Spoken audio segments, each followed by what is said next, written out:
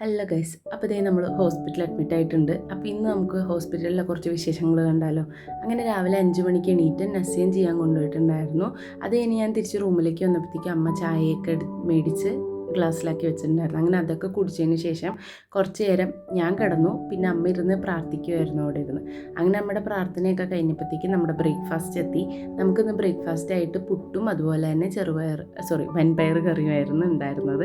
അങ്ങനെ അതൊക്കെ ഞങ്ങൾ രണ്ടുപേരും കൂടി ഇരുന്ന് കഴിച്ച് ബ്രേക്ക്ഫാസ്റ്റ് കഴിച്ചതിന് ശേഷം കുറച്ച് നേരം പുറത്ത് നടക്കാമെന്ന് വിചാരിച്ചിട്ട് പുറത്തിറങ്ങി നടക്കുവാണ്. അപ്പോൾ ഈ ഹോസ്പിറ്റലിലെ ഏറ്റവും വലിയ സ്പെഷ്യാലിറ്റി എന്ന് വെച്ച് കഴിഞ്ഞാൽ നമ്മൾ എങ്ങോട്ട് തിരിഞ്ഞാലും നമുക്ക് പോസിറ്റീവ് വൈബ് മാത്രമേ ഉണ്ടാവുള്ളൂ. കാരണം ചുറ്റും അമ്പലങ്ങളും അതുപോലെ തന്നെ കുറേ ചെടികളും മരങ്ങളും പ്രതിമകളും അങ്ങനെ എല്ലാം കൂടെ ആയിട്ട് നല്ല പോസിറ്റീവ് വൈബാണ്.